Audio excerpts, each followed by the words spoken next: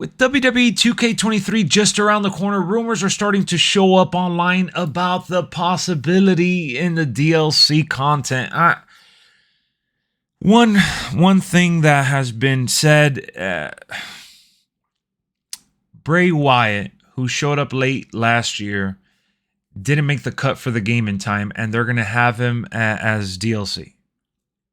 The reason why I'm showing the 2K22 Season Pass is because this is prime example of what I don't want in 2K23, but we're likely going to get something similar to it. So in the past, for the most part, we've gotten a few superstars or, a list of superstars that was added post-launch. And I get it. Some people show up later in the year. There's new NXT superstars that just don't make it in time.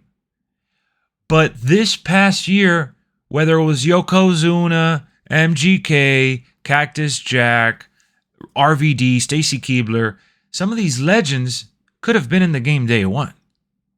Now, all right, they may have their list of excuses as to why they didn't get them day one. They needed to get their rights. They didn't do it in time, blah, blah, whatever. Fine, whatever. Okay, all right. All I'm saying is that for 2K23 and future games, I want it to be like that 1 year that they added a showcase mode through the Season Pass. I want the DLC to feel like an expansion to the game. Add stuff to My Rise. Add stuff to the game, period. Now, this year, 2K22 had massive updates that were free. They were able to bring characters from my faction that were locked behind that paywall and made it available to us. Now, they didn't make everyone available, but they made a good amount of those characters available, so that was a good bonus. I was happy about that. Plus, adding the tag titles to my GM, it was another nice addition. So I want to see more expansions and more add-ons through the paid services. They are already going to charge us for a season pass and for the, the super duper edition. I get it. They have to make extra money. These games cost a fortune to make. I understand the business side of things. But when it comes to 2K23, I don't want it to be the same cutout excuse. Oh man, we just didn't get the right for this and we didn't do this and that. I want them to get creative. Sky's the limit.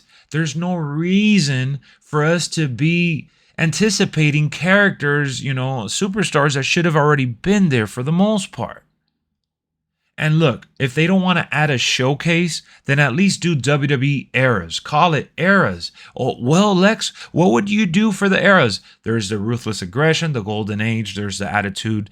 There's just so many different eras that they could cover through DLC and not just add superstars. I'm talking about adding at least a handful of arenas. Think about what Fortnite has done, where they add stuff to the island. Think about what Call of Duty has done. They add maps to the game. They do the Battle Pass updates.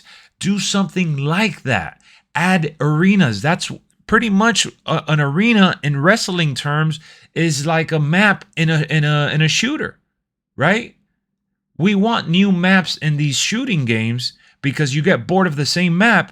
Well, we want new arena. Lex, you could create your own arena. They give us all the tools in the world. Dude, I get it. I get it. Sky's the limit when it comes to the creation suite. That's why they did it crossplay, so we could download from anyone, anywhere, right? I get that. But if we're paying for extra content, might as well give us these extra beautiful, authentic, licensed arenas without having someone to mod or create it. The creation suite, that's a bonus. That's amazing. But don't get it twisted. Don't count that as official content for the game. That's created by us, the gamers, the consumers. If we're talking about what the creators of the video game are giving us for paid content, I'm talking about official, authentic, licensed arenas, attires, songs, like theme songs. How about that? How about this? How about adding theme songs, right? This past year, they had DX in my faction. We had to download one in the community creations that was like modded or hacked or whatever just to get the DX stuff. Why wasn't DX in the game? Whose fault is that? Is that really WWE controlling puppeteering the creators of 2K. I don't know what the hell's going on, but when I'm telling you guys that sky's the limit, sky's the limit, man. Wrestling is a sandbox environment. Think about a video game and all the endless possibilities that can be added to one. That's all I'm saying. Think outside the box. Don't just give us 20 wrestlers, right? 20 superstars and expect for us to be happy. This shit costs $40, almost what a full game costs. Well, Lex, games are $70 now. Okay, it's almost half of a game, but that's still insane. We're paying $40 for about 20 superstars? Come on, get real, guys. Be honest with yourself. It's not worth it at the end of the day, but we're doing it because we're super fans. And that's okay. I love the game as much as anyone else. I actually gave 2K22 like a 9 out of 10. I just want more. And I know I may sound like I'm being a crybaby.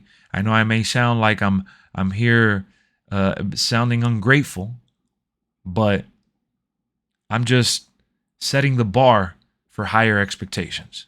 I'll see y'all real soon. Thank you for tuning in. Peace.